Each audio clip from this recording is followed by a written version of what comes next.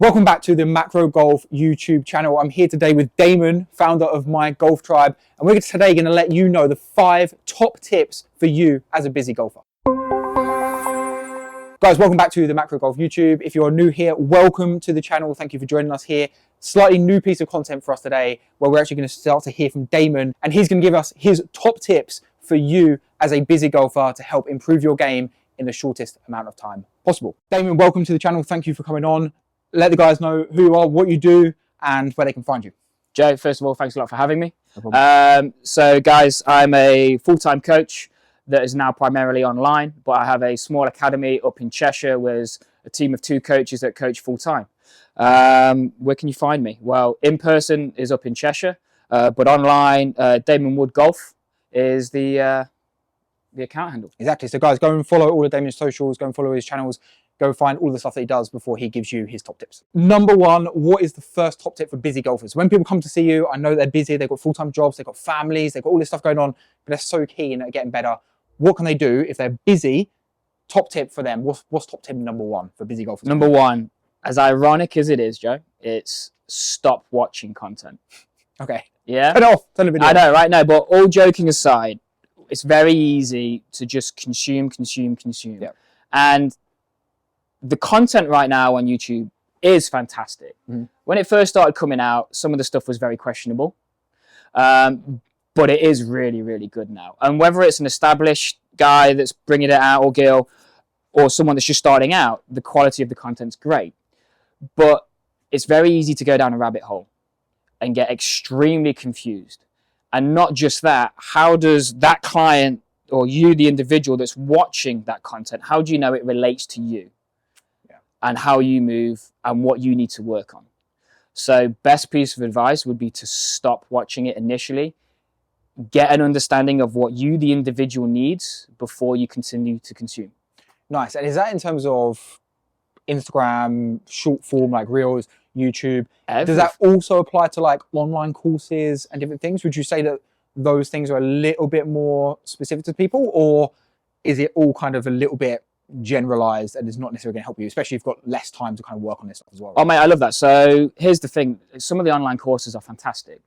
So like a generalized break 80. Yeah. So like right now I'm doing a 1 to 100 videos, and currently as we're speaking we're going through 6 very specific, detailed, just me talking to the camera, relevant information to help you break 80. Mm-hmm. There's nothing technical in that though. It's about giving you advice on actually understanding how far you hit the ball. Yeah. Pre-shot routines, stuff that is really, really valuable, but isn't telling you how to hit the ball better. So that kind of content for me, go and consume it, but make sure you act on it and you implement it.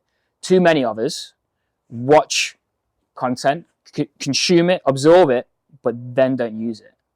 So like you've just done your 7-day mobility challenge. Fantastic, because everyone realistically needs to improve on their mobility, and that kind of stuff is gold. But how to stop your slice, strengthen your grip, make sure it's great, but how do you know that's the right information for you, the individual? You just don't. Yeah, and I suppose if you're short of time and you've watched all of these different videos and you've got all of these different things to go and work on, you go and head to the driving range, you've got 10 different thoughts in your mind, 10 different things to fix. And if you're short of time, that's going to make it even less efficient and even less use of that time. So I suppose what I dragged from that, what you said there, is if you are going to spend time absorbing content, maybe absorb content that's a little bit more strategy-based, mindset-based, stuff that's not going to take up your time at the driving range, but it's stuff that you can take onto the golf course without any kind of driving range time. It'd be like strategy and knowing your distances and working on that type of stuff, and then making sure you're being a bit more efficient with your driving range time, basically. 1000%. And you'll notice as we go through these 5, there's a general theme. Yeah. And that's basically it. Take us to number 2 then. What's number 2? Number 2 top tip. So number 2, mate, not just talking about struggling for time or short on time, but also money, right? Right now, cost of living, money's important. True. Yeah. And so many of us are saying like, I want to get better, but I'm short of time, short for cash. But then we'll spend a whole year going to the driving range, lots of time, buying range balls, lots of money. Okay, so just doing some very simple sums. To go on a TrackMan range right now, 100 balls, you're looking anywhere between 11 and 12 pounds for 100 balls, yeah? Yep. You do that once a week for the whole year. First of all, that's a whole year, but secondly, it's around 600 quid. Now, all of a sudden, you think, oh, wow. More to that, there's no guarantee you're going to get any better. So you can spend a whole year, 600 quid, and not get better. Blows my mind. So making sure that we don't just keep conning ourselves like, oh, I can watch this video and I'll implement this and I'll try this and I'll try that and it will get better. Because all of a sudden you'll be having a conversation with somebody else 2 years down the line and you're still in the same place. Yeah. But 2 years down the line, you're 2 years worse off and 1,200 quid worse off. And that's if you're going to the range once. And how many people go to the driving range, buy 100 balls, feel like they're hitting it terrible, look at the clock, you know what, I can squeeze out another half an hour and go get another 100 balls. Yeah. So all of a sudden that 600 turns into 1,200. So true. And more time wasted. It's something I ask people all the time when they come to me. I always say, when they first come to me and ask them a little bit about their golf, and I say, you know, are you currently having lessons or what are you currently working on? Yep. And generally what I see is if they're not having lessons and I say what you're working on, they give me a blur, like a spiel of stuff. Yeah. And then generally the follow-up question to that would be, you know, have you got better? Have you got better over the last 3 months? Yeah. Have you got better over the last 6 months? Yeah. And typically there's a trend of what you said there, like the people that have consumed a lot of content, a lot of stuff going on in their head, hitting a lot of balls at the driving range, loads of stuff going on, not got any better. Yeah. And that's what we're trying to avoid, right? We're trying to make sure that the time you are spending and the money that you're spending, as you said, you're actually getting better. Huge. Because if you're not, what's the point? Yeah, basically. I couldn't agree more. Yeah. Absolutely. And like just going on to that a little bit more, I have a lot of conversations because I try and reach out and speak to as many of my followers as possible on Instagram and have some fantastic conversations. And if for the guys that aren't having coaching, they're going to the YouTube or Instagram, getting the content and I'm just trying this and then I'm just trying this. And the problem is then when they do hit a good one, they don't know why they've hit the good one. Yeah. So then trying to repeat that is impossible. If anything, it just further ingrains that bad habit, right? Of course so that it one does. that they hit that was potentially a bit lucky or just things clicked or they timed everything up and sequenced everything, suddenly that's then like, that was the aha moment. And then they go and chase that again. Where actually there was no real, I assume we're going to go on to this, but there was no real plan, no real structure, no real kind of reasoning behind that. It was just a freak kind of matchup. 100%. And then for the guys that go for the odd lesson as well, so I was told to work on this. Okay, fantastic. Why? And they can't tell me. And that's the scary thing. It's so for me, every client that comes in really needs to understand, right, what's the goal? What's the intent? Okay, brilliant. So that's what you want to do. Most of them can't even tell me that. No. Oh, I'm trying to hit it straight. Why? Why are you trying to hit it straight? You know how hard it is to hit the ball straight? Yeah. You've got zero room for error on path and face, the two most important things. Other than obviously low point, and that is the crucial point. But so you're trying to hit it straight. Okay, great. How are you going to achieve that? So working on that takeaway, how is that actually going to help you at impact? Other than perhaps make your takeaway look pretty. The why for me is so important and a lot of guys can't tell it. Love it. What's number 3, David? We basically covered it. But number 3 is all about making sure that you, the individual, has a plan to really understand what and why you're working on something. And is that swing or is that golf in general, right? Because sometimes I suppose what can happen, especially when we're busy, people get attracted to the swing because that's what they can go away and work on. Are we talking now plan of how am I improving this swing and this metric and improve my matchups and my contacts and my striking, all this great stuff? Or are we saying, what's my plan to actually shoot lower golf scores? Which is the point. Oh, okay, good. So I'm really, especially being more of a predominant online coach now, everybody gets absolutely sucked into improving swing. My swing needs to be better. My swing needs to be better. Wrong. At the end of the day, what's the one thing we want to improve? Numbers, score. 100%. And we get so lost. What's really concerning is that over the last 10, 15, 20 years, the average score for the golfer hasn't improved. The technology's improved. I think the level of coaching has improved. Certainly the level of information out there has improved. But people's scores haven't. Why? We get carried away in the wrong areas. So everything's got to be underpinned by improving score. Yeah. And then for me, it comes down to what's happening at impact and what the individual intent is. And I know intent can be considered to be a buzzword right now, but I think it's underused still. And it's certainly not been talked about enough from day one. Because so many people will go onto the driving range, ball with no true intent. As a result, we become reactive. That one's gone out right. All right, I've got to fix that. Now I've topped that. So half a dozen balls, you've had half a dozen different outcomes. All of a sudden, you've got 6 different things you're thinking about. Your practice is lost. You're wasting your time and your money. So true, man. Yeah. So, little cliche, being a golf coach, but number 4 for me is an invest in a coach. Yeah. Invest your hard-earned cash for someone that's going to guarantee you a result.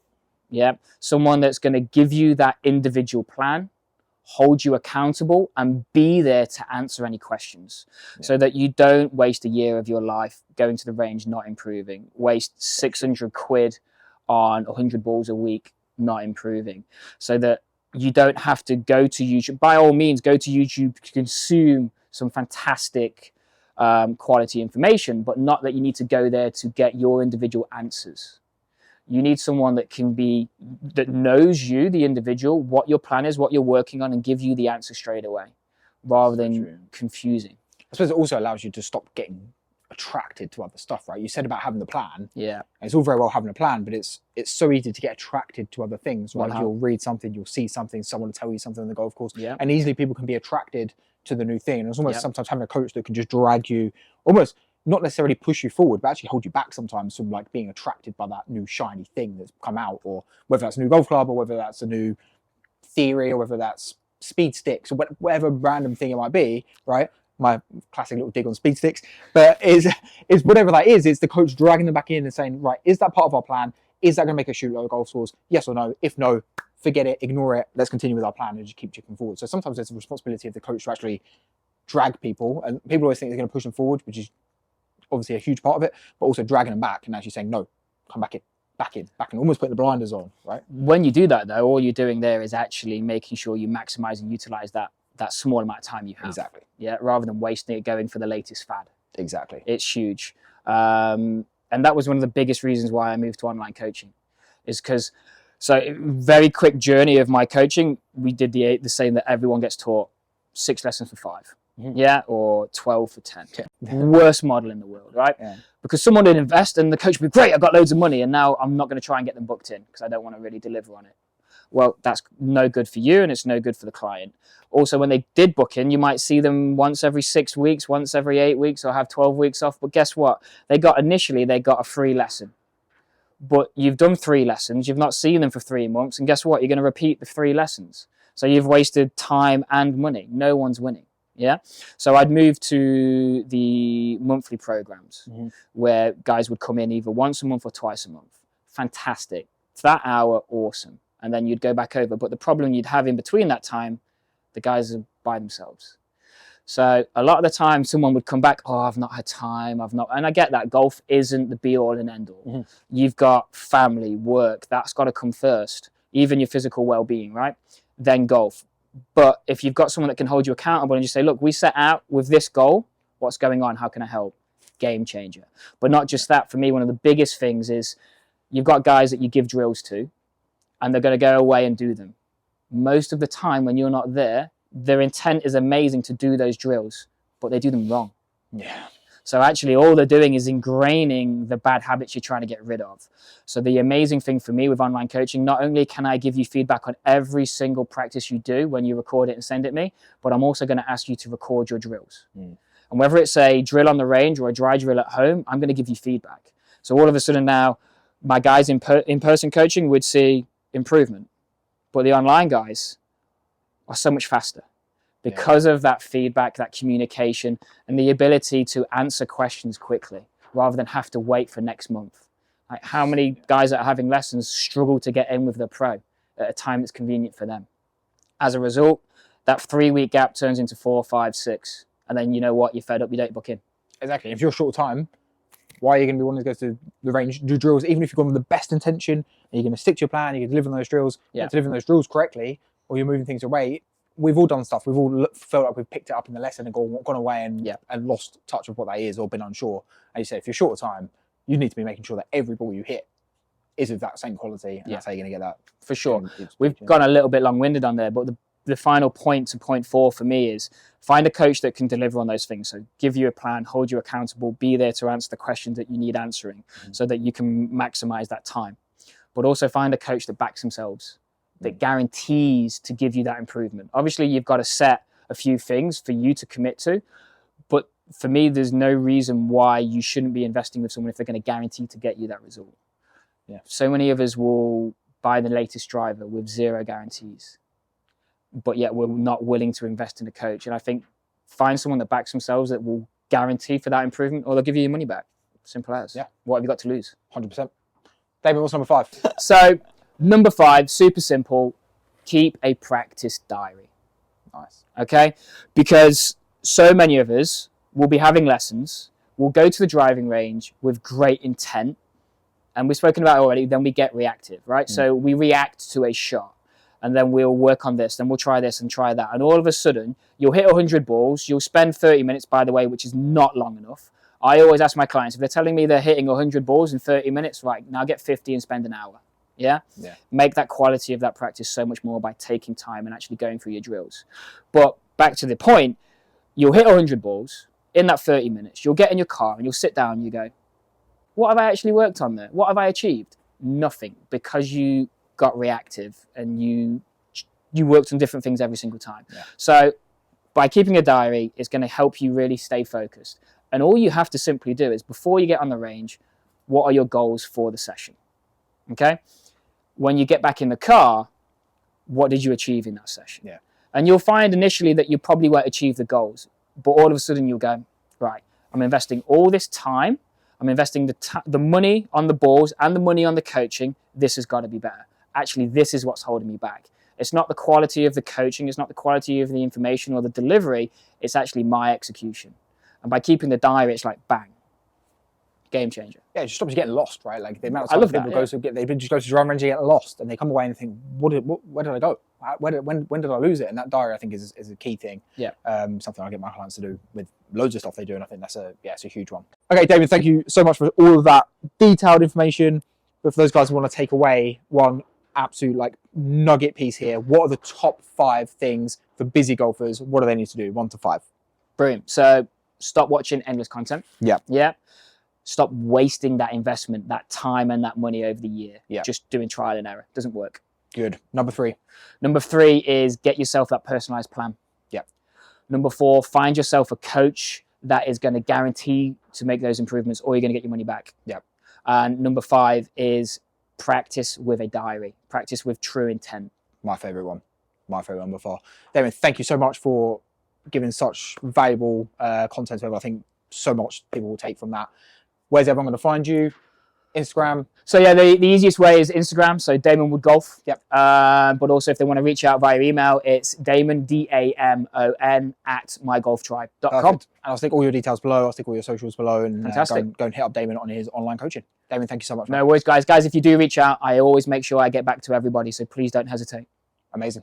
Awesome stuff, dude.